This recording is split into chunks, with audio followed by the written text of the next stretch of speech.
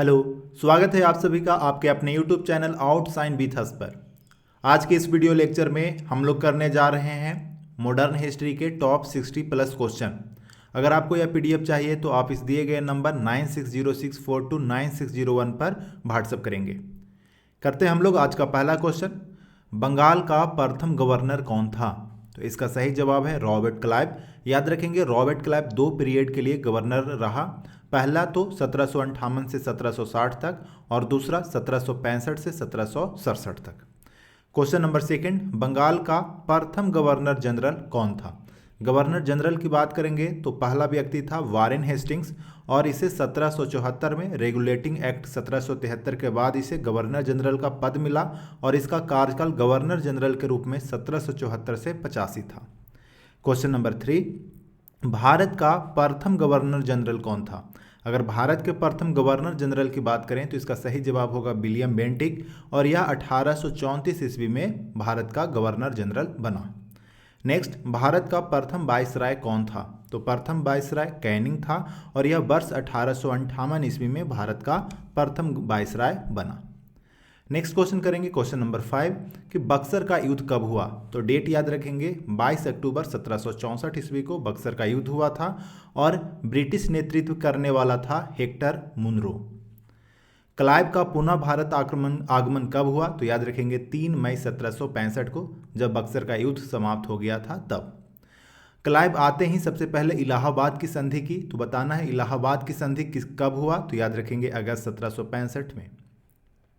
Question number 8, Bharat में British साम्राज्य के संस्थापक किसे माना जाता है? तो क्लाइव को माना जाता है। क्यों माना जाता है? क्योंकि 23 जून 1757 में प्लासी का युद्ध हुआ था और इसमें विजय क्लाइव को प्राप्त हुई थी। क्वेश्चन नंबर 9, बंगाल में द्वैध शासन की शुरुआत किसने की? द्वैध शासन की शुरुआत क्लाइव ने किया था और बक्सर के बाद इलाहाबाद की संधि हुई, उसके बाद 1765 में इलाहाबाद के संधि के साथ ही बंगाल में द्वैध शासन की शुरुआत हुई थी। नेक्स्ट क्वेश्चन करेंगे क्वेश्चन नंबर 9, बंगाल में द्वैध शासन की समाप्ति किसने की? देखो शुरुआत रॉबर्ट क्लाइव ने किया और अगर खत्म की बात करें तो वारेन हेस्टिंग ने वर्ष 1772 ईस्वी में किया था। देखिए इस तरह से ही हम लोग अभी 60 से ज़्यादा क्वेश्चन करने वाले हैं। आपको देखते चलना है आपके कितने प्रश्न सही हो रहे हैं। जो भी प्रश्न आपको गलत हो रहा है आप उसे नोट कर लेंगे, बाद में उसी को रिवाइज करेंगे। आपको यह PDF व्हाट्सएप ग्रुप साथ ही साथ टेलीग्राम ग्रुप में मिल जाएगा। नेक्स्ट क्वेश्चन करेंगे question number 11, Warren Hastings Bengal का गवर्नर कब बना? तो देखो गवर्नर ये बना था 1772 में, वहीं अगर गवर्नर जनरल की बात करें तो 1774 आंसर होगा। क्वेश्चन नंबर 12, वारेन हेस्टिंग ने किस 2 उप दीवानों को पद से हटाया? तो अभी आपको मैंने बताया कि जो द्वैध शासन प्रणाली था वो वारेन हेस्टिंग के द्वारा समाप्त किया गया। उसी के तहत मोहम्मद रजा खां और राजा सिताब राय नाम के 2 उप दीवान थे, उनको भी इस पद से हटाया गया। क्वेश्चन नंबर 13 करेंगे, बनारस विद्रोह का नेतृत्व किसने किया? तो बनारस विद्रोह राजा चेत सिंह के नेतृत्व में वर्ष 1781 ईस्वी में हुआ था और इस समय कौन गवर्नर था? तो याद रखेंगे वारेन हेस्टिंग के समय हुआ था। और ध्यान देने वाली बात है कि हेस्टिंग्स भाग के चुनार के किले में शरण लिया था। क्वेश्चन नंबर 14, कलकत्ता में एशियाटिक सोसाइटी की स्थापना किसने की? तो एशियाटिक सोसाइटी की स्थापना वारेन हेस्टिंग्स के द्वारा 15 जनवरी 1784 में ईस्वी में हुई। देखिए ये इस समय गवर्नर जनरल था, बस ये ध्यान में रखना है। क्वेश्चन नंबर 15, सुरक्षा प्रकोष्ठ या घेरे की नीति का संबंध किससे है? सुरक्षा प्रकोष्ठ नीति का संबंध वारेन हेस्टिंग्स से है। ये करता क्या था कि जैसे मान के चलो कि कोई यह क्षेत्र जीत लिया, मान के चलो यह वाला जो क्षेत्र है वह ब्रिटिश का है, तो ये आसपास के जितने भी राज्य हैं वह सुरक्षा के उद्देश्य से आसपास वाले राज्यों से संधि कर लेता था, ताकि मान के चलो कोई बाहर से आक्रमण करे तो पहले इसके जो ये संधि किया हुआ राज्य है वो आपस में झगड़ा करे और ये सुरक्षित रहे। इसी को क्या कहते हैं? घेरे की नीति। क्वेश्चन नंबर 16 करेंगे, किस गवर्नर जनरल पर महाभियोग चलाया गया? तो महाभियोग वारेन हेस्टिंग पर चलाया गया था 1788 से 95 के दौरान और इस महाभियोग में यह सही साबित हुआ, इसका जो भी दोष था वह गलत साबित हुआ और इसे फिर मुक्त कर दिया गया। क्वेश्चन नंबर 17 करेंगे, बंगाल से दासों के निर्यात पर कब रोक लगाया गया? दासों के निर्यात पर? तो याद रखेंगे 1789 में। क्वेश्चन नंबर 18, बेल्लोर विद्रोह कब हुआ? तो याद रखेंगे मद्रास में जॉर्ज बार्लो के समय में यह विद्रोह हुआ था। और किस वर्ष हुआ था? याद रखेंगे 1806 में। क्वेश्चन नंबर 19, अस्थायी बंदोबस्त प्रणाली किसने शुरू की थी? तो अस्थायी बंदोबस्त प्रणाली वर्ष 1793 में कॉर्नवालिस ने शुरू किया था। नेक्स्ट क्वेश्चन करेंगे क्वेश्चन नंबर 20, भारत में न्यायिक संगठन की स्थापना किसने की? तो याद रखेंगे वर्ष 1793 में कॉर्नवालिस ने की थी। साथ ही साथ इसने लॉन्च किया कॉर्नवालिस संहिता, और इस संहिता के माध्यम से कर और न्याय प्रशासन को एक दूसरे से अलग किया गया था। क्वेश्चन नंबर 21, भारत में सिविल सेवा, जिसे हम लोग लोक सेवा भी कहते हैं, उसका सृजन किसने किया, उसका स्टार्ट किसने किया? तो याद रखेंगे कॉर्नवालिस ने। कॉर्नवालिस की कब्र कहाँ है, ये आपसे पूछा जाए तो आपका आंसर होगा गाजीपुर, उत्तर प्रदेश में। ध्यान रखेंगे इसकी मृत्यु 5 अक्टूबर 1805 को हुई और गाजीपुर में ही इसका कब्र बना हुआ है। क्वेश्चन नंबर 23, हिल असेंबली प्लान। हिल असेंबली प्लान ये खासकर आदिवासी जनजातियों के लिए था। किसके द्वारा आदिवासी उन्नति के लिए यह प्लान लाया गया था? तो याद रखेंगे अगस्टस क्लीवलैंड के द्वारा वर्ष 1796 ईस्वी में। नेक्स्ट क्वेश्चन करेंगे क्वेश्चन नंबर 25, सहायक संधि के जन्मदाता किसे कहा जाता है? तो देखिए, दो लोगों को सहायक संधि का जन्मदाता कहा जाता है। अगर प्रथम यूरोपीय पूछा जाए तो आपका जवाब होगा डुप्ले। वहीं अगर अंग्रेज के बारे में पूछा जाए तो आप आंसर करेंगे बेलिजली को। याद रखेंगे बेलिजली का कार्यकाल 1798 से वर्ष 1805 तक था। सहायक संधि स्वीकार करने वाला प्रथम शासक कौन था? तो याद रखेंगे अवध का जो नवाब था वह प्रथम शासक था। पर ये ध्यान रखने वाली बात है, यह बेलिजली की संधि नहीं है, यह इलाहाबाद की संधि के बाद ये प्रस्ताव आया था। ये कहानी है 1765 की। पर अगर हम बेलिजली के सहायक संधि की बात करेंगे तो इसे स्वीकार करने वाले प्रथम मराठा सरदार पूछा जाए तो आपका आंसर होगा पेशवा बाजीराव द्वितीय। और इन्होंने यह संधि कब स्वीकार की? तो याद रखेंगे वसीन की संधि के बाद, और यह कब हुआ? 31 दिसंबर 1802 में। बेलिजली की सहायक संधि स्वीकार करने का क्रम क्या है, ये आपसे क्रम भी पूछा जाएगा, या फिर यह पूछा जाएगा कि कौन सा प्रांत कब सहायक संधि को स्वीकार किया। तो याद रखेंगे हैदराबाद 2 बार संधि को स्वीकार किया, सबसे पहले 1798 में और पूर्ण रूप से वर्ष 1805 में। उसके बाद मैसूर 1799 में। साथ ही साथ मैसूर के बारे में ध्यान रखेंगे कि 1799 में टीपू सुल्तान की मृत्यु हुई चतुर्थ आंग्ल मैसूर युद्ध में, और उसके बाद ही बाडियार वंश के एक छोटे से बालक को गद्दी पर बैठाकर उससे सिग्नेचर लिया गया, और इसी को मैसूर की सहायक संधि कहते हैं। उसके बाद वर्ष 1799 में तंजौर की संधि, वर्ष 1801 में अवध की संधि, 1802 में पेशवा की संधि, और 1803 में बरार के भोसले की संधि, 1804 में सिंधिया की संधि, और 1803 में होलकर की संधि। तो ये भी क्रम याद रखेंगे, पेशवा, भोसले, सिंधिया और होलकर को लेकर। और साथ ही साथ जोधपुर, जयपुर, मछेरी, बूंदी और भरतपुर भी सहायक संधि के तहत अंग्रेज का साथ दिए। क्वेश्चन नंबर 29, तृतीय आंग्ल मैसूर युद्ध कब हुआ? अगर तृतीय आंग्ल मैसूर युद्ध की बात करेंगे तो 1790 से 1792 के बीच हुआ, कॉर्नवालिस के समय में हुआ, और इसकी समाप्ति श्रीरंगपट्टनम की संधि के साथ वर्ष 1792 में हुआ था। याद रखेंगे एक तरफ तो कॉर्नवालिस था और दूसरी तरफ मैसूर का रहने वाला टीपू सुल्तान था। क्वेश्चन नंबर 30 करेंगे, चतुर्थ आंग्ल मैसूर युद्ध कब हुआ था? याद रखेंगे 1799 में बेलिजली के समय यह हुआ था, और ध्यान देने वाली बात है कि इसी युद्ध में टीपू सुल्तान की मृत्यु हुई थी। क्वेश्चन नंबर 31, प्रथम आंग्ल नेपाल युद्ध कब हुआ? अगर प्रथम आंग्ल नेपाल युद्ध की बात करेंगे तो ये लॉर्ड हेस्टिंग के समय में हुआ था।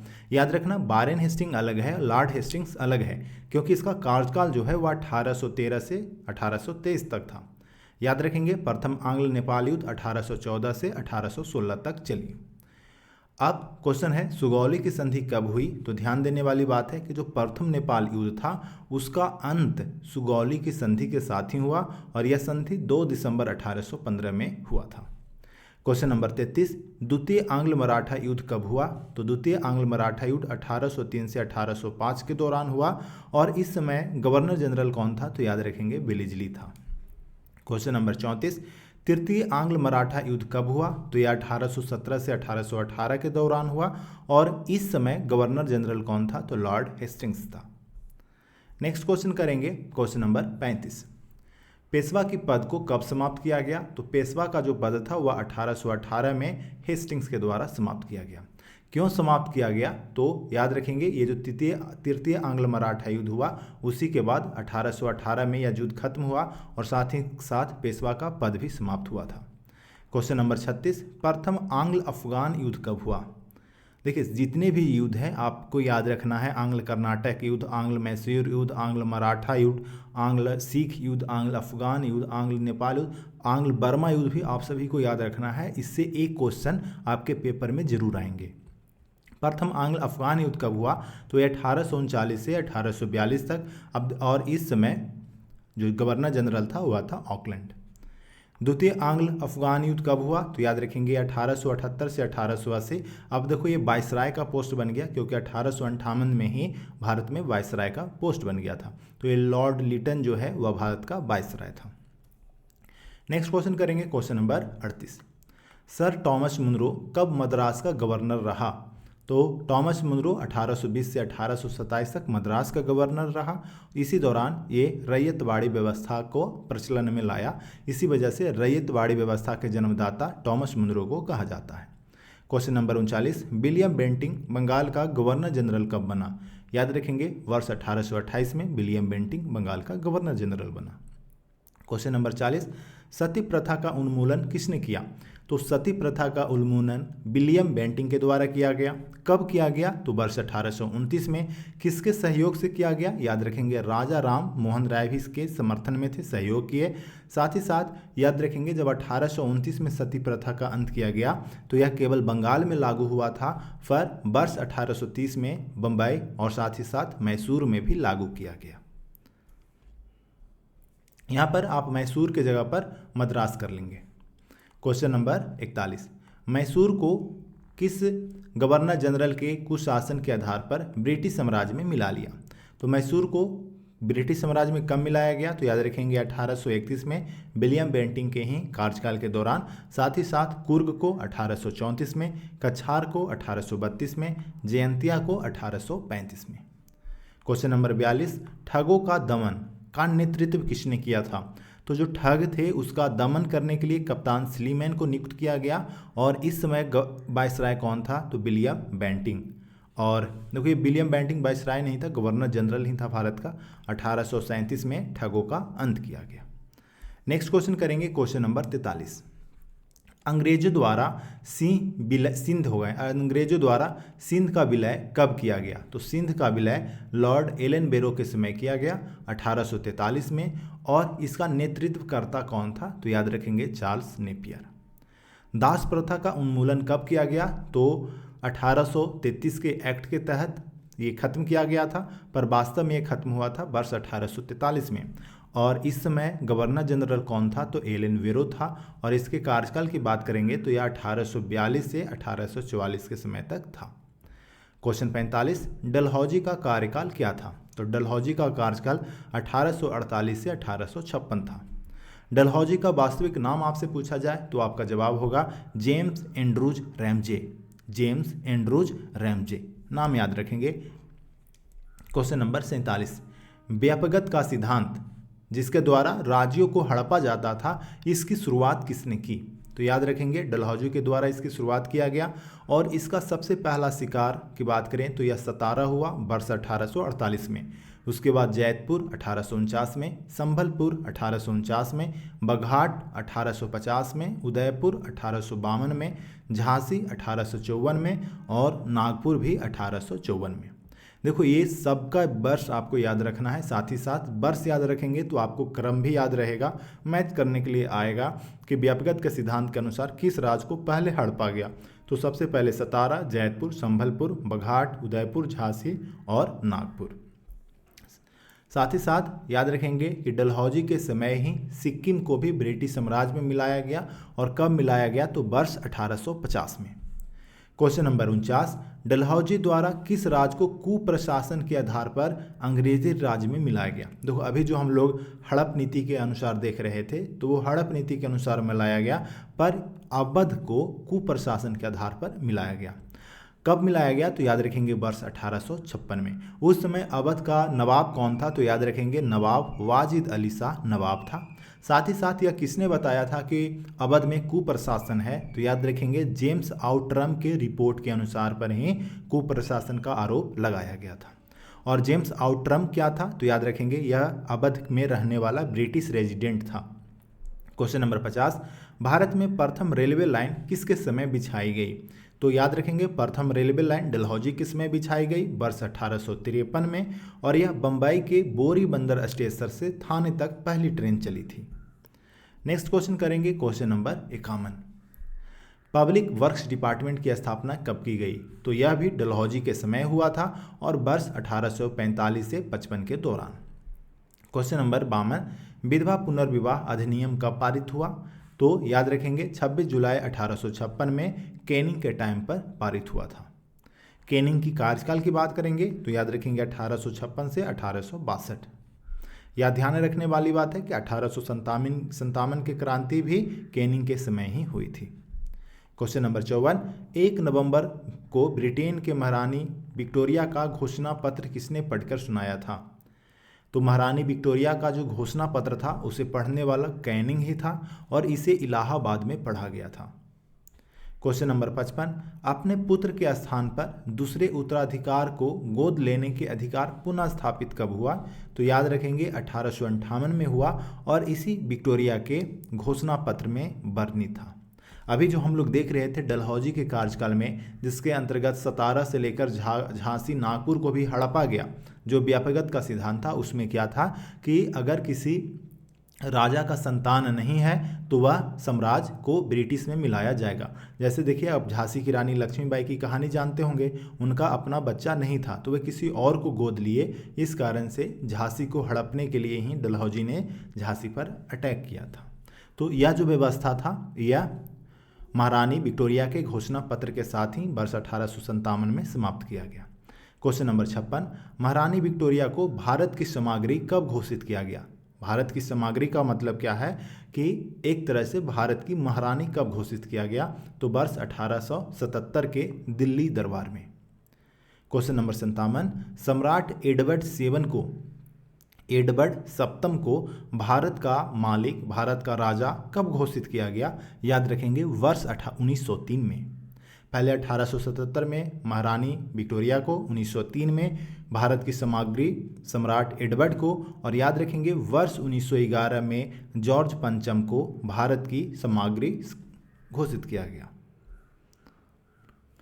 क्वेश्चन नंबर 59, भारत में वित्तीय विकेंद्रीकरण का प्रारंभ कब हुआ। वित्तीय विकेंद्रीकरण का मतलब कि जो पावर है वो एक के पास ना होकर या टुकड़ों में होगा, निचले स्तर तक होगा, इसी को विकेंद्रीकरण कहते हैं और इसकी शुरुआत वर्ष 1870 में लॉर्ड मेयो के समय में हुई थी। क्वेश्चन नंबर 60, भारत में प्रथम जनगणना कब हुई। प्रथम जनगणना वर्ष 1872 में मेयो के शासनकाल में हुई थी।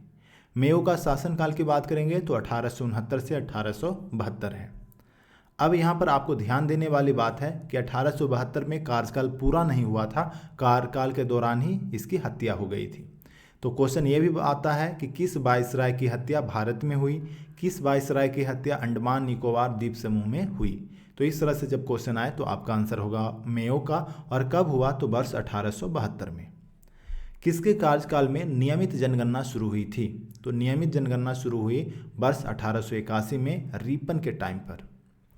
क्वेश्चन नंबर 63, अफगानिस्तान के प्रति किस वायसराय ने आक्रामक नीति अपनाई। तो अफगानिस्तान के प्रति आक्रामक नीति रखने वाला जो वायसराय था वह था लिटन। नेक्स्ट क्वेश्चन करेंगे क्वेश्चन नंबर 64, इल्बर्ट बिल किसके समय पारित हुआ। देखो इल्बर्ट बिल की बात करेंगे तो उसका संबंध था कि जो भारत के वरिष्ठ न्यायाधीश हैं, वह यूरोपीय अपराधियों पर जो मुकदमा है उसकी भी वो सुनवाई कर सकते थे। यही बात था इल्बर्ट बिल में और यह रिपन के समय पर लागू हुआ। पर जैसे ही यह वर्ष 1883 में पारित हुआ, इस पर विवाद हो गया और विवाद के कारण ही रिपन ने 1884 में अपना त्यागपत्र दे दिया। क्वेश्चन नंबर 65, प्रथम फैक्ट्री अधिनियम कब आया? तो याद रखेंगे यह भी रिपन के ही समय में आया था और यह आया था वर्ष 1881 में। इसमें 2 पॉइंट था। पहला पॉइंट है 7 वर्ष से कम उम्र के बच्चों को फैक्ट्री में काम पर रोक लगाया जाएगा कि 7 साल से छोटे बच्चे फैक्ट्री पर काम नहीं करेंगे। साथ ही साथ 7 से 12 वर्ष के अगर बच्चे फैक्ट्री में काम करते हैं तो उनकी कार्य अवधि 9 घंटे, देखो यहाँ पर मिस्टेक हो गया, 8 घंटे की जगह पर आप 9 घंटे लिख लेंगे, और महीने में 4 दिन का अवकाश होगा। क्वेश्चन नंबर 66, स्थानीय स्वायत्त शासन का जनक किसे माना जाता है? स्थानीय स्वायत्त शासन की शुरुआत लॉर्ड रिपन ने की और यह वर्ष 1882 में की थी। नेक्स्ट क्वेश्चन करेंगे क्वेश्चन नंबर 67, तृतीय आंग्ल बर्मा युद्ध कब हुआ?